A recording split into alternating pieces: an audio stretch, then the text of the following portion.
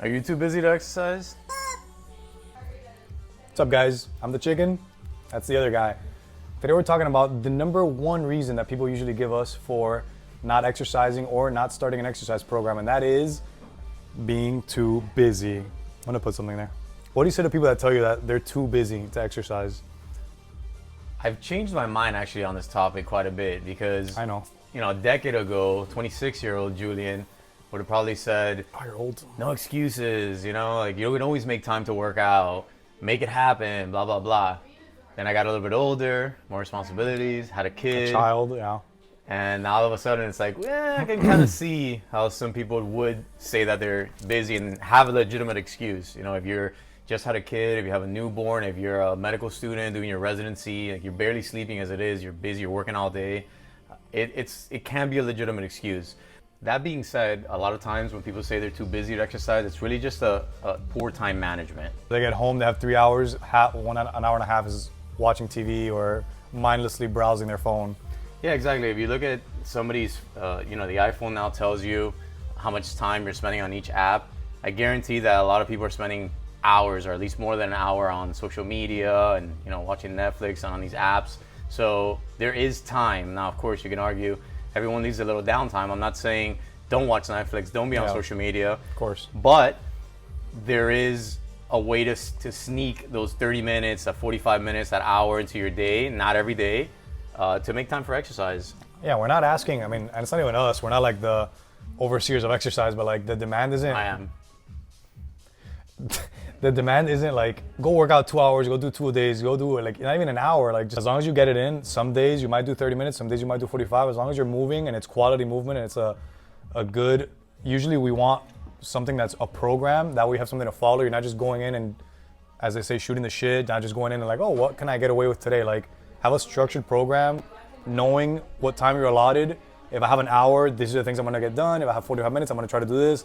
And just get the meat and potatoes out of the way and then maybe do some of the extra stuff, only if you have time. But I would say everybody has 30 minutes. I'm no one to judge, but I think everybody can get in 30 minutes at least of exercise. Yeah, I'd say so. Fair. And that leads us to our first tip of the day for people who are too busy to exercise, and that's having a schedule for exercise, setting an actual appointment and treating it like a serious appointment, like something that you can't miss, a non-negotiable part of your week.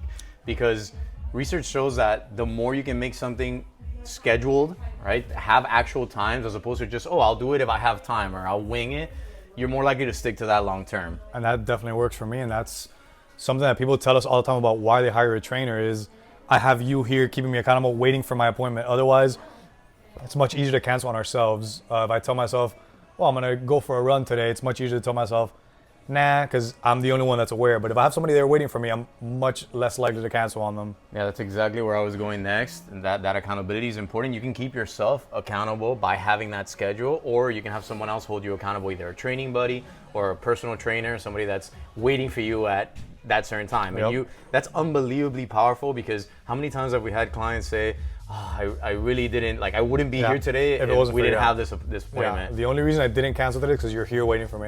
Yeah, that's all the time. And that, I would say that's, we all live pretty hectic lives. That probably happens maybe once a week, maybe once every 2 weeks to all of us, even as trainers. So the fact that you have that appointment that you can't miss, because you start missing those and all of a sudden, you get derailed and there goes your workout program. Yeah, that snowball effect is real. You see all the time, the person that misses once, then misses twice is much likely to fall off the wagon completely than the person that cancels once in a blue moon. And we see that all the time.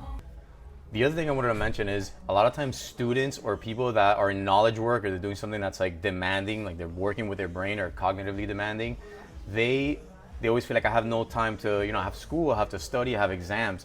But what they don't realize is that exercising and being fit actually helps improve cognitive function, many things like memory, working memory and things like that. So you're actually a more efficient thinker, and you can do probably more efficient work in less time if you were fit, if you make time to exercise. Yeah. So in a way, it's maybe you're studying 8 hours a day, but if you were taking 30 minutes to exercise, go for a run or something, you might be able to do those 8 hours in 6.5 hours. You might be a little bit more efficient, have better memory, better concentration, and things like that. Yeah, for example, I'd much rather have 5 hours of quality studying than 8 hours of forced studying, and I don't even know what I'm picking up.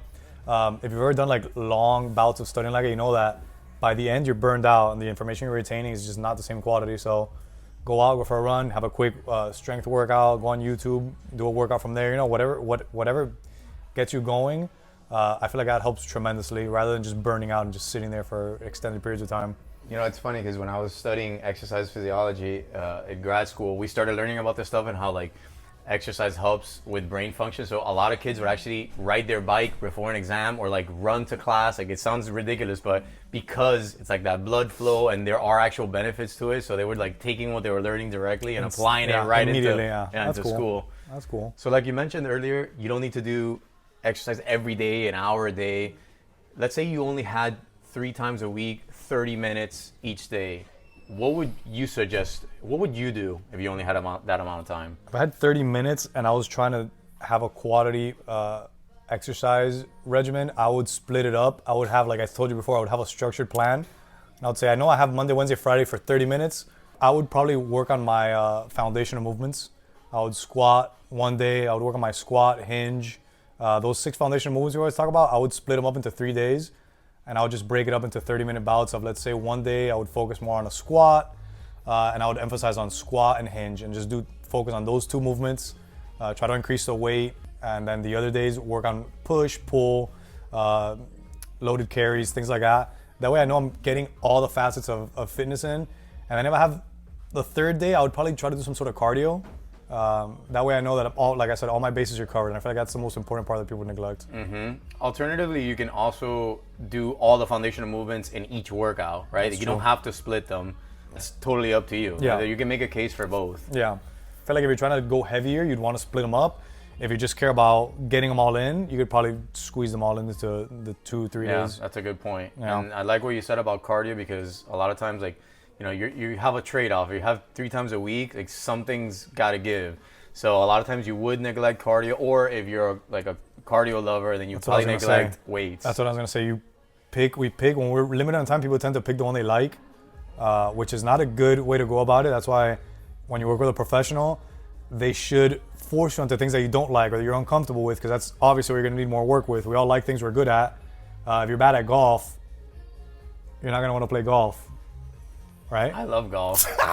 To push back on what you said about you shouldn't only do what you like, doing something you don't like is also can be a recipe for like dropping off of like if you feel that exercise just sucks and it's just this horrible thing that you have to do, you're less likely to stick with it. So it's kind of a slippery slope to tell people. I understand what you're saying, and I agree. You know, when somebody's training with me, it's like you're gonna do this exercise whether you like it or not. But if you're on your own, you almost like, if you are the type of person that struggles with like just getting into the rhythm of exercise, you probably do want to start with stuff that you like. Once you've built, you know, that rhythm and that habit, then maybe start to sprinkle in other things that you know you need, but you won't necessarily gravitate towards. Definitely.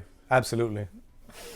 Another thing I would say, if you only have 3 times a week, is it's not all about exercise. Try to add some movement into your everyday life. It's a neglected part of fitness, of being fit, is you don't only need to exercise for your health. You can do other things. For example, you can take the stairs instead of the elevator or the escalator. You can park a little bit further. You know, don't fight for the spot right in front of the store. It's not gonna kill you to walk just a little bit. Sit on one of these guys. Absolutely.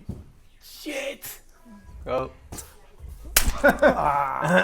Certain things like riding a bike, or even gardening, where you're like bending down, sitting up and moving around and carrying things. All those things, they count. Those things are really good for our health. So don't think that you only have to exercise. Yeah. A lot of people like just going for a walk. Walking your dog. Walking your dog, having your dog walk you, you know, what have you. I always say getting a dog is a great thing to do for your fitness if you're a good dog parent. Yeah, don't get a dog just to keep you in shape for that. Just get a trainer. Well, yeah. Yeah, but you know, you're knowing that you have to have a dog, that you have to walk your dog twice a day, or at least 2-3 times a day. At least you're getting out there. You're not only walking, which is really good for your health, but you're also getting some sun, which is also really good for vitamin D. So it's nice. But yeah, I agree. Don't only do it for that, but it's a nice perk. No, I always say, like especially for older populations, it's great to have a pet or something that keeps them active, reminds them to go out. It helps keep them mobile. They have to go down, feed the dog. All that stuff is really good, especially for like older populations or people Yeah, of just that. don't get a dog you can't handle. No, I That's a saw big that peeve of yesterday. mine. Yeah, yeah. Another good tip I think is associate yourself with people that are into fitness or that like sports or that are gonna get you out of the house. If you have friends that only play video games or only like want to go out and drink, odds are that's what you're gonna end up doing. If you get a friend that pushes you to go out for a run or wants to play basketball or wants to do these active things, that's definitely gonna help you stay in that rhythm, and it's fun. It's not just like, oh, I have to go lift. It's like I get to do this enjoyable thing that gets me out of the house, gets my heart rate moving, gets my mobility up. Like all these things are beneficial, and you'll have a good time while doing it, hopefully. Yeah, that's a great point. And in the book Atomic Habits, like the number one book on habits, James Clear talks about that. He says, whatever your goal is, join a community that's already doing the behaviors that's going to lead you toward that goal. So if your goal is to be fit, I know a place like that. If your goal is to be fit, or if you to be a runner or whatever, join a run club or go to a local gym or somewhere where everyone there, the community, is already doing the thing that you want to do, because that's just how humans are. That whole thing of you become the 5 people you spend the most time with. Yep. We're mimetic. We imitate each other. So if everybody's doing something, you're gonna want to do it too if you're around. So might as well make that healthy things and good habits. Yep. That's why I only hang out with 5 millionaires. I'm one of them. You're rich in character. Hell yeah. I think we've covered all our bases. You think we're done for the day? Hell yeah.